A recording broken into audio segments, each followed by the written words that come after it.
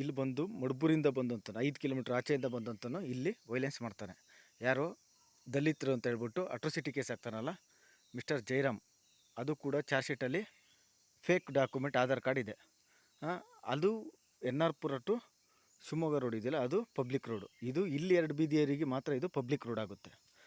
ಇದೆರಡು ಬೀದಿಯರಿಗೆ ಮಾತ್ರ public road ಆಗ್ತದೆ. ಇದು ನಮ್ಮ ಮನೆ ಆ್ಯಕ್ಚುಲಿ ಇಲ್ಲೇ ನಡೆದಿರೋದು. ಇದು ಫಾಲ್ಸ್ ಕೇಸನ್ನು ಹಾಕ್ಕೊಂಡು ನೋಡಿ, ಇಲ್ಲಿ ನಮ್ಮ ಮನೆ ಜಾಗದಲ್ಲಿ 40-60 ಜಾಗ ಇದೆ. ಮಿಸ್ಟರ್ ನಾರಾಯಣ್ ಪೂಜಾರಿ ಆ್ಯಕ್ಚುಲಿ ನಮ್ಮನೆ ಜಾಗದಲ್ಲೇ ಕಾಂಪೌಂಡ್ ಹಾಕ್ಕೊಂಡಿದ್ದಾರೆ. ಅಂದರೆ ಇದಕ್ಕೆ 3 ಪಟ್ಟಿ ಕ್ರಿಮಿನಲ್ ಸಪೋರ್ಟ್ ಐತೆ. ಕೋರ್ಟಲ್ಲೇ ಆ್ಯಕ್ಚುಲಿ ಇಲ್ಲಿ ಎನ್ ಆರ್ ಪುರ ಕೋರ್ಟಲ್ಲೇ 40-60 ಇದು ಡಾಕ್ಯುಮೆಂಟ್ಸ್ ಇದೆ. ಯಾವುದು ಅಟ್ರೋಸಿಟಿ ಕೇಸ್ ಹಾಕಿದಾನೋ ಪೊಲೀಸ್ನವರು, ಆ ಚಾರ್ಜ್ ಶೀಟಲ್ಲಿ ಆ್ಯಕ್ಚುಲಿ ಮೆನ್ಷನ್ ಮಾಡಿದ್ದಾರೆ. ಆ್ಯಕ್ಚುಲಿ ಚಾರ್ಜ್ ಶೀಟಲ್ಲೇ ಇದೆ ಆ್ಯಕ್ಚುಲಿ. ಸೊ ಆ್ಯಕ್ಚುಲಿ ಈ ರೀತಿ ಇವತ್ತು ನಾನು ನಿನ್ನೆ ರಿಲೀಸ್ ಆಗಿರೋದು. ಯಾವತ್ತು ಹೇಳಿ? ನಿನ್ನೆ 24/4/2024 ನಾನು ರಿಲೀಸ್ ಮಾಡಿದ್ದಾರೆ. ಅಂದರೆ ಒಂದು 17 ತಿಂಗಳು ನನ್ನನ್ನು ಅಕ್ರಮ ಬಂಧನ. ಯಾರ್ಯಾರು ಪೊಲೀಸ್ನವರು, ಕೋರ್ಟು, ಜಡ್ಜಸ್ಸು, ಕರಪ್ಷನ್ನು ಇವರೆಲ್ಲ ಒಟ್ಟಾಗಿ ನನ್ನನ್ನು ಜೆ ಸಿ ಒಳಗಡೆ ಇಟ್ಟರು. ಅದು ಜಡ್ಜ್ಮೆಂಟಿಗೆ ಯಾವಾಗಲೂ ಬಿಡಬೇಕು ಆ್ಯಕ್ಚುಲಿ. ಈ ಅಟ್ರೋಸಿಟಿ ಕೇಸೇನೋ ಅಕ್ಯೂಟ್ ಆಗಿದೆ ಅಂತ ಹೇಳ್ತಿದ್ದಾರೆ. ಇದು actually false case. Police Hanumanthu ಇದ್ದಾನಲ್ಲ, ಅವನು ಆ ವ್ಯಕ್ತಿ ಕೂಡ SC/ST ಬರ್ತಾನೆ. ಇವ್ರನ್ನ ಬಿಟ್ಟು ಮಾಡಿಸ್ತಾ ಇರೋದು ಯಾರು? ಬ್ರಿಟಿಷ್ ಕಾಂಗ್ರೆಸ್ ಪಾರ್ಟಿ ಮಾಡಿಸ್ತಾ ಇರೋದು. ನನ್ನ ಜೈಲಲ್ಲಿ ಇಡ್ತಾರೆ. BJP ಗೌರ್ಮೆಂಟ್, ಸ್ಟೇಟ್ ಗೌರ್ಮೆಂಟ್ ಹೋಯ್ತು ನೋಡಿ. ಎರಡೂ ಒಂದೇ ದಿನ ಕೇಸ್ ಆಗ್ತದೆ. ಒಂದೇ ದಿನ ಕೇಸ್ ಆದರೆ ಒಂದು ಕೇಸನ್ನ MLA ಎಲೆಕ್ಷನಿಗೆ ಮುಗಿಸ್ತಾರೆ, ಈ ಕೇಸನ್ನ MP ಎಲೆಕ್ಷನ್ ಅಂತ ಇಟ್ಕೊತಾರೆ actually. Without warrant N R Pura ಕೋರ್ಟಿಗೂ ಕರ್ಕೊಬಂದಿದ್ದಾರೆ, ಆ್ಯಂಡು ಚಿಕ್ಕಮಗಳೂರು ಕೋರ್ಟಿಗೂ ಕರ್ಕೊಂಡೋಗಿದ್ದಾರೆ. ಶಿವಮೊಗ್ಗದಿಂದ ಯಾವುದೇ ವಾರೆಂಟ್ ಇಲ್ಲದೆ ಸರ್ಪುಳಿ ಹಾಕಿ ಕರ್ಕೊಂಡು ಹೋಗಿದ್ದಾರೆ. ಇವ್ರಿಗೆ ಇದೆಲ್ಲ ಪ್ರಾವಿಷನ್ ಎಲ್ಲಿದೆ? ಜಡ್ಜಸ್ಸಿಗೆ ಗೊತ್ತಿದ್ರು ಕೂಡ ಸುಮ್ಮನೆ ಇದ್ದಾರೆ ಆ್ಯಕ್ಚುಲಿ. ಯಾವುದೇ ವಾರೆಂಟ್ ಇಲ್ಲ. ಕೋರ್ಟ್ ಇಂಟಿಮೇಷನ್ ಅಂತ ಹೇಳ್ಬಿಟ್ಟು, ಕೋರ್ಟ್ ಇಂಟಿಮೇಷನ್ಗೆ ಹೆಂಗೆ ಕರ್ಕೊಂಡು ಹೋಗಕ್ಕೆ ಬರ್ತದೆ? VC ಮಾಡ್ಬೋದು, ಜೈಲೊಳಗಡೆ ಇಟ್ಕೊಂಡು VC ಮಾಡ್ಬೋದು ಆ್ಯಕ್ಚುಲಿ. ಆ ಜೈಲಲ್ಲಿ 17 ತಿಂಗಳು ಗಲೀಜು ಸೆಲ್ಲಲ್ಲಿ ಇಟ್ಟಿದ್ದಾರೆ. ಒಂದು ಫ್ಯಾನ್ ಇಲ್ಲ, ಏನಿಲ್ಲ. ಯಾರೋ ಸೂಸೈಡ್ ಮಾಡ್ಕೊಂಡಿರೋ ಸೆಲ್ ಅಂತೆ, ಆ ಸೆಲ್ಲಲ್ಲಿ ನನ್ನನ್ನು ಇಡ್ತಾರೆ ಆ್ಯಕ್ಚುಲಿ. ಇವರು ಯಾವಾಗಲೂ ಬಿಡಬೇಕಾಗಿತ್ತು ಎರಡೂ ಜಡ್ಜ್ಮೆಂಟಿಗೂ. ಆ JMFC ಜಡ್ಜ್ಮೆಂಟಿಗೂ ಬಿಡಬೇಕಾಗಿತ್ತು, ಈ ಜಡ್ಜ್ಮೆಂಟಿಗೂ ಅಷ್ಟೇ. ಅಕ್ರಮವಾಗಿ ಎಕ್ಸ್ಟ್ರಾ ಇಟ್ಕೊಂಡಿದ್ದಾರೆ ಆ್ಯಕ್ಚುಲಿ. ಟೋಟಲಿ 17 ಮಂತ್ ಇಡಲೇಬೇಕು ಅನ್ನೋದು ಅವ್ರದ್ದಿತ್ತು. ಅವ್ರ ಉದ್ದೇಶ ಇದ್ದಿದ್ದು ಸೆಂಟ್ರಲಲ್ಲಿ BJP ಗೌರ್ಮೆಂಟ್ ತೆಗಿಬೇಕು ಅನ್ನೋದು ಆ್ಯಕ್ಚುಲಿ. ಇದು ಕೋರ್ಟ್ನ, ಸ್ಟೇಷನ್ನ, ಜೈಲನ್ನ ಕಂಟ್ರೋಲ್ ಮಾಡ್ತಾ ಇರೋದೇ ಕಾಂಗ್ರೆಸ್ ಪಾರ್ಟಿ ಸೆಕ್ಸ್ ಬ್ರೋಕರ್ಸ್ಗಳು. BJPಯಲ್ಲಿ ಇರೋಂಥ ಲೀಡ್ರುಗಳದ್ದು ಕಂಟ್ರೋಲ್ ಮಾಡ್ತಾ ಇದ್ದಾರೆ ಅವರು ಆ್ಯಕ್ಚುಲಿ. ಸೊ ನಮ್ಮ ದೇಶದ ಪ್ರತಿಯೊಬ್ಬ ಪಬ್ಲಿಕ್ಕು ಕೂಡ vote for BJP party. Only vote ಮಾಡಿ ಭಾರತೀಯ ಜನತಾ ಪಾರ್ಟಿಗೆ ವೋಟ್ ಮಾಡಬೇಕೆಲ್ಲರೂ. ನಾನು ಈ ಚಾರ್ಜ್ ಶೀಟದೆಲ್ಲ ನಾನು ತೋರಿಸ್ತೀನಿ, ಶೋ ಮಾಡ್ತೀನಿ ನಾನು ಆ್ಯಕ್ಚುಲಿ. ನೋಡಿ, ಚಾರ್ಜ್ ಶೀಟ್ ಆ್ಯಕ್ಚುಲಿ ಆ ಚಾರ್ಜ್ ಶೀಟಲ್ಲಿ ಚೆಕ್ ಬಂದಿಲ್ಲೇ ಅವ್ನು ಹಾಕಿದ್ದಾನೆ. ಯಾರು? ಪೊಲೀಸೇ ಹಾಕ್ಬಿಟ್ಟಿದ್ದಾನೆ. ಏನಂತ ಹಾಕಿದ್ದಾನೆ ಎಲ್ಲ ಶೋ ಮಾಡಿದ್ದಾನೆ. ಪ್ರತಿಯೊಂದು ಡಾಕ್ಯುಮೆಂಟ್ ಶೋ ಆಗಿದೆ ಇದರಲ್ಲಿ. ಇದು ಜಡ್ಜ್ಮೆಂಟು. ಯಾವುದ್ರ ಜಡ್ಜ್ಮೆಂಟು? Criminal appeal judgement. ಎಲ್ಲ CCTV ಶೋ ಮಾಡಿದ್ದೀವಿ ನೋಡಿ. ಈ ಜಡ್ಜ್ಮೆಂಟಿಗೆ ಬಿಫೋರೇ ಬಿಡಬೇಕಾಗಿತ್ತು, ಬಿಟ್ಟಿಲ್ಲ. ಎಲ್ಲ ಡಾಕ್ಯುಮೆಂಟು ERS ಡಾಕ್ಯುಮೆಂಟು ಫೇಕ್ ಮಾಡಿದ್ದಾರೆ. ERS ಡಾಕ್ಯುಮೆಂಟ್ ಫೇಕ್ ಇದೆ. ನೆಕ್ಸ್ಟು ಡಾಕ್ಟರ್ ಸರ್ಟಿಫಿಕೇಟ್ ಫೇಕ್ ಇದೆ. ಆಧಾರ್ ಕಾರ್ಡ್ ಫೇಕ್ ಇದೆ. ಕೋರ್ಟಲ್ಲಿ PCR ಕೇಸ್ ಕೂಡ ಅಡ್ಮಿಟ್ ಆಗಿದೆ ನೋಡಿ. PCR ಕೇಸ್ ಕೂಡ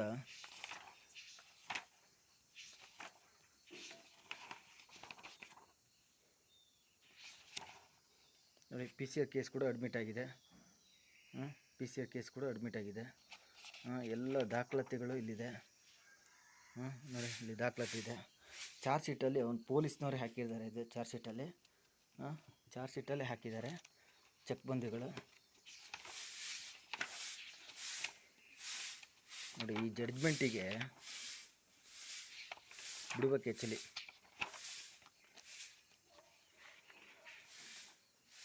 ಈ ಜಡ್ಜ್ಮೆಂಟಿಗೆ ನೋಡಿ, ಈ ಜಡ್ಜ್ಮೆಂಟ್ ಏನು ಮಾಡ್ತಾರೆ?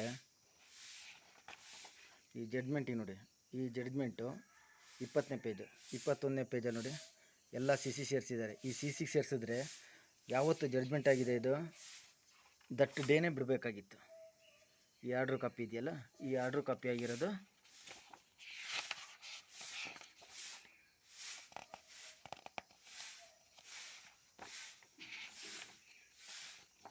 ನೋಡಿ. ಆರ್ಡ್ರ್ ಆಗಿರೋದು 1 ವರ್ಷದಿಂದನೇ ಬಿಡಬೇಕಾಗಿತ್ತು. ಈ ಕಾಪಿಗೆ ಆರ್ಡ್ರ್ ಕಾಪಿ ಬಿಡಲ್ಲ. ಹ್ಞೂ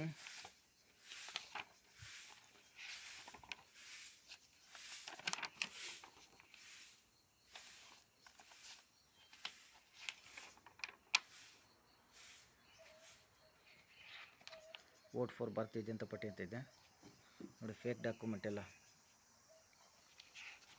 ಎಲ್ಲ ಫೇಕ್ ಡಾಕ್ಯುಮೆಂಟ್ ಇಟ್ಬಿಟ್ಟು ಮಾಡ್ತಾರೆ ಆ್ಯಕ್ಚುಲಿ ಕೇಸ್ನ. ನೋಡಿ, ಡಾಕ್ಟರ್ ಸರ್ಟಿಫಿಕೇಟ್ ಫೇಕ್ ಇದೆ.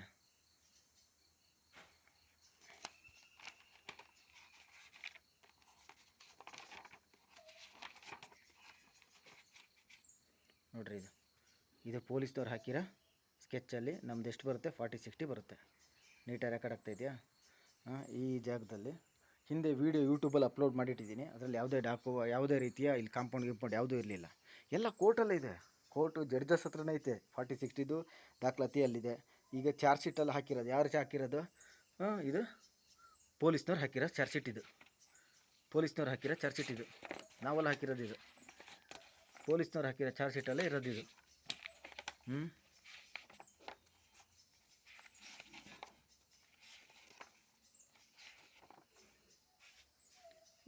ದಾಖಲಾತಿ ಒಂದಿದೆ. ಒಂದು ಸೆಟ್ಟೆಲ್ಲ ಕೋರ್ಟಿಗೆ ನಾನೇ ಸಬ್ಮಿಟ್ ಮಾಡಿಸ್ದೆ.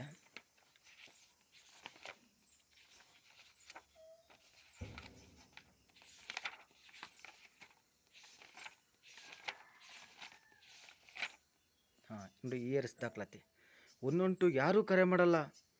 ಇವನು ಹನುಮಂತಪ್ಪ 18 ಕಿಲೋಮೀಟ್ರಿಂದ ಹೆಂಗೆ ಬಂದುಬಿಟ್ಟ ಇಲ್ಲಿ ಮನೆಗೆ? ನೋಡಿ, ಎಲ್ಲ ಫೇಕ್ ದಾಖಲಾತಿ ಇದೆ. ನೋಡಿ, ಎಲ್ಲ ಸೆಕೆಂಡ್ಸ್ ಇದೆ. ಈ ಮೊಬೈಲ್ ನಂಬರ್ಗಳು ನೋಡಿ, ಈ ಮೊಬೈಲ್ ನಂಬರ್ಗಳಲ್ಲಿ ನೀಟಾಗಿ ಕಾಣ್ತಾ ಇದೆ. ಜೈರಾಮ್ ಕಾಲ್ ಮಾಡಿರೋದು, ಜೈರಾಮ್ ನಂಬರ್ ಲಾಸ್ಟ್ ಇದೆ ನೋಡಿ. ಆತ ಕಾಲ್ ಮಾಡಿರೋದು ಟೈಮಿಂಗ್ಸ್ 6:22 ಮೇಲ್ಗಡೆ ಇರೋ ನಂಬರ್ಸ್ ನೋಡಿ, A to Z ಫೇಕ್ ಇದೆ. ಈ ಫೇಕ್ ರಿಪೋರ್ಟ್ ಮೇಲೆ ನಮ್ಮನ್ನು ಜೈಲಲ್ಲಿ 17 ತಿಂಗಳು ಹಿಡ್ಕೊಂತಾರೆ ಅಂತ ಹೇಳಿದ್ರೆ ಹೌ ಈಸ್ ಪಾಸಿಬಲ್? ಅಂದರೆ ಮನಿ, ಕರಪ್ಷನ್ ಮನಿ. ಅವ್ರ ಉದ್ದೇಶ ಇರೋದು ಜೈಲಲ್ಲಿ ಮರ್ಡ್ರ್ ಮಾಡಬೇಕು ಅನ್ನೋದು ಉದ್ದೇಶ ಇತ್ತು. ಜೈಲಲ್ಲಿ ಎದೆಗೆ ಹಲ್ಲೆ ಮಾಡ್ತಾರೆ, ಪಾಯ್ಸನ್ ಹಾಕ್ತಾರೆ. ಪಾಯ್ಸನ್ ಹಾಕೋದ್ರ ಜೊತೆಗೆ ನನಗೆ ಪಾದರಸ ಹಾಕ್ತಾರೆ. ಪಾದರಸ ಹಾಕಿ ನಾನು ಮರ್ಡ್ರ್ ಮಾಡ್ಬೇಕಂತ ಹೋಗ್ತಾರೆ. ಅಂದರೆ ಇವರು ಇದನ್ನು ಜಡ್ಜಸ್ ಇನ್ವಾಲ್ವ್ಮೆಂಟ್ ಇಲ್ಲದೆ ಇವೆಲ್ಲ ಮಾಡೋಕ್ಕೆ ಸಾಧ್ಯ ಇಲ್ಲ. 3 ಪಾರ್ಟಿ ಕ್ರಿಮಿನಲ್ಸು ಸೇರ್ಕೊಂಡಿದ್ದಾರೆ ಇದರಲ್ಲಿ. ನೋಡಿ, ಇದು ನಮ್ಮ ಬೈನರಿ, ನಮ್ಮದೇನು ಅಂತ ಹೇಳ್ಬಿಟ್ಟು ಎಲ್ಲಿಂದ ಅನ್ಯಾಯ ಆಗಿದೆ. 1947ಗೆ ಹೋಗ್ಬೇಕಾಗ್ತದೆ. ಈಗ ಆ್ಯಕ್ಚುಲಿ 1947ಗೆ ಹೋಗ್ಬೇಕಾಗ್ತದೆ. 1947 ಬಿಫೋರ್ 1947 ಹೋಗ್ಬೇಕಾಗ್ತದೆ. ಆಲ್ ಫೇಕ್ ಡಾಕ್ಯುಮೆಂಟ್ ಇಟ್ಬಿಟ್ಟು ನಮಗೆ ತೊಂದರೆ ಕೊಡೋಕೆ ಹೋಗ್ತಾರೆ. ಎಲ್ಲ ಜೈಲ್ CCTV ಶೋ ಮಾಡಿದ್ದೀನಿ. ಪ್ರತಿಯೊಂದು ಜೈಲ್ CCTV ಶೋ ಮಾಡಿದ್ದೀನಿ. ಜೈಲಿಂದ ನಾನು 66 PCR ಕೇಸ್ ಹಾಕಿದ್ದೀನಿ. 66 PCR ಕೇಸ್. ಅದರಲ್ಲಿ ಓಪನ್ ಕೋರ್ಟಿಗೆ ಕೊಟ್ಟಿರೋ ಸಬ್ಮಿಟ್ ಮಾಡಿರೋದು 1 ವರ್ಷದಿಂದ, ಅದು ಜಡ್ಜ್ ಅಡ್ಮಿಟ್ ಮಾಡಿಟ್ಟಿದ್ದಾರೆ. ಉಳಿದಿದ್ದ 66 PCR ಕೇಸಲ್ಲಿ ಏನು ಮಾಡಿದಾರೆ ಗೊತ್ತಿಲ್ಲ. ಶಿವಮೊಗ್ಗದ ಲಾಸ್ಟ್ PCR ಕೇಸ್, 66ನೇ PCR ಕೇಸ್ ಶಿವಮೊಗ್ಗ PDJ ಕೋರ್ಟಿಗೆ ಹಾಕಿದ್ದೀನಿ. ಎಲ್ಲಿ? ಶಿವಮೊಗ್ಗ ಜೈಲಿಂದ. ಅಲ್ಲೂ ಅಸಾಲ್ಟ್ ಆಗ್ತದೆ ನನಗೆ. ಈ ಮೊನ್ನೆ 30ನೇ ತಾರೀಕು ಅನಿತಾ ರೆಡ್ಡಿ ಆ್ಯಂಡ್ ಶಿವಾನಂದ್ ಆ್ಯಂಡ್ ಜೈಲರ್ಸ್ಗೆ ನಾನು ರೌಂಡ್ಸಲ್ಲಿ ಕೊಟ್ಟಿರೋದು. ಅದು PDJ ಕೋರ್ಟಿಗೆ ಕೊಡಿ ಅಂತೆ 30/3/2024. ಸೊ ಕಾನೂನಿಂದ ನಾನು ಅಕ್ಯೂಟ್ ಆಗಿಬಿಟ್ಟಿದ್ದೀನಿ. ಯಾಕೆಂತ ಹೇಳಿದ್ರೆ ಜಡ್ಜಸ್ನೇ ಕರಪ್ಷನ್ ಮಾಡ್ಕೊಂಡು ಈ ರೀತಿ ಜಡ್ಜ್ಮೆಂಟ್ ಎಲ್ಲ ಮಾಡಿಸ್ಬಿಟ್ರೆ ಏನು ಮಾಡೋಣ ಆ್ಯಕ್ಚುಲಿ. ಸೊ ಹಾಗಾಗಿ ಇಲ್ಲೇ ಕಣ್ಮುಂದೆ ಅನ್ಯಾಯ ಇದೆಯಲ್ಲ, A to Z ಅನ್ಯಾಯ ಇದೆ. ಇದೆಲ್ಲ ಯಾರು ಕುಮ್ಮಕ್ಕಿಲ್ಲದೆ ಇವೆಲ್ಲ ಮಾಡೋಕ್ಕಾಗೋದಿಲ್ಲ. ಬೇರೆಯವ್ರ ಜಾಗದಲ್ಲಿ ಕಾಂಪೌಂಡ್ ಗಿಂಪೌಂಡ್ ಹಾಕೋಕ್ಕೆ ಸಾಧ್ಯನೇ ಇಲ್ಲ. ಸೊ ಹಾಗಾಗಿ ಎಲ್ಲ ಕೋರ್ಟೆಲ್ಲ ಇದೆಯಲ್ಲ, ಕೋರ್ಟೆ ಜಡ್ಜೆ ಸಾಕ್ಷಿಗಳಲ್ಲ. ಸೊ ಹಾಗಾಗಿ ಇದು ಇಲ್ಲಿ ಮೇಲೊಬ್ಬ ಅವನಿದಾನಲ್ಲ, ಅವ್ನು ಕರೆಕ್ಟಾಗಿ ಕೊಕ್ಕೆ ಹಾಕಿ ಎತ್ತುತ್ತಾನೆ. ಆವಾಗಲೇ ಎಲ್ಲರಿಗೂ ಗೊತ್ತಾಗೋದು. ಪ್ರತಿಯೊಬ್ಬರು ದೇಶದ ಪ್ರತಿಯೊಬ್ಬ ಪಬ್ಲಿಕ್ಕು ಕೂಡ ಭಾರತೀಯ ಜನತಾ ಪಾರ್ಟಿಗೆ ವೋಟ್ ಹಾಕಿ ಅಂತೇಳ್ಬಿಟ್ಟು ನಾನು ಕೇಳ್ತಾಯಿದ್ದೀನಿ. ಮುಂದೊಂದು ದಿನ ಪವರ್ ನನ್ನ ಕೈಯಲ್ಲಿರುತ್ತೆ. ಟುಡೇ ಪವರ್ ಕೊಡಲಿ.